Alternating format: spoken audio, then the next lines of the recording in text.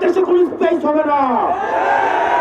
সে যেই নামেই থাকুক না কেন, এখন যে গুলশানের জাতীয় পার্টি নামে এই কুলাঙ্গার আবার ঐক্যবদ্ধ হচ্ছে, ওসমান হাদি ভাইয়ের রক্তের শপথ, ওদেরকে বাংলাদেশে এক ইঞ্চিও জায়গা দেওয়া হবে না।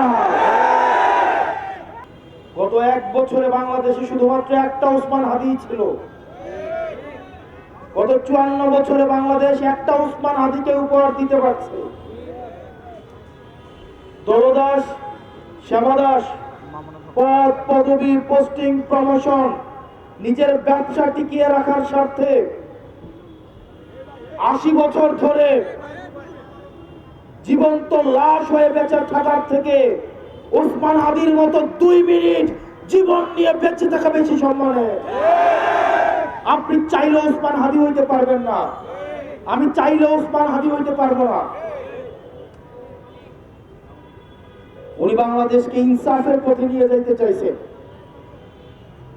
আমরা ব্যক্তি স্বার্থে, দলীয় স্বার্থে, সিটের স্বার্থে, ব্যবসায়িক স্বার্থে, একটা টিভি চ্যানেল পাওয়ার জন্য, একটা গরুর হাটের জন্য, একটা বাজারের ইজারার জন্য, একটা থানা কমিটির জন্য, একটা জেলা কমিটির জন্য, ইউনিয়ন সভাপতি হওয়ার জন্য নিজের মেরুদণ্ড বিক্রি করে দিয়ে আমরা সেবাদাস হয়ে থাকতে চাই। রাজনৈতিক দলগুলো দেউলিয়া হয়ে গিয়েছে। প্রিয় ভাইরা, ওসমান হাদির কাছে আমাদের প্রতিজ্ঞা আছে। ওসমান হাদির যে শহীদের মৃত্যুর যে আকাঙ্ক্ষা, সকল ধরনের দুনিয়াবি লোভ, প্রত্যাশা, পদের লোভ, এগুলোর ঊর্ধ্বে উঠে উনি বাংলাদেশের প্রশ্নটা সবচেয়ে বড় আকারে উনি দেখেছেন। দুর্ভাগ্যজনক বিষয়, আমরা ওনাকে ধারণ করতে পারি নাই। গতকালের গুলিটা ওসমান হাদির মাথা দিয়ে ফুটো করে যায় নাই, এটা বাংলাদেশের প্রত্যেকটা মানুষের বিবেক ফুটো করে গেছে। আমরা আওয়ামী লীগের সাথে এখন সবাই পরকিয়া করি। বিশ্ববিদ্যালয়গুলোতে আইসা আওয়ামী লীগ এখন মিছিল করে, মিটিং করে। গত 17 বছর আওয়ামী লীগ সেবা নিছে আওয়ামী লীগ নামে, এখন সে হয়েছে আওয়ামী লীগের শিক্ষক, টকশোর বুদ্ধিজীবী, সাংস্কৃতিক কর্মী, নাট্যকর্মী।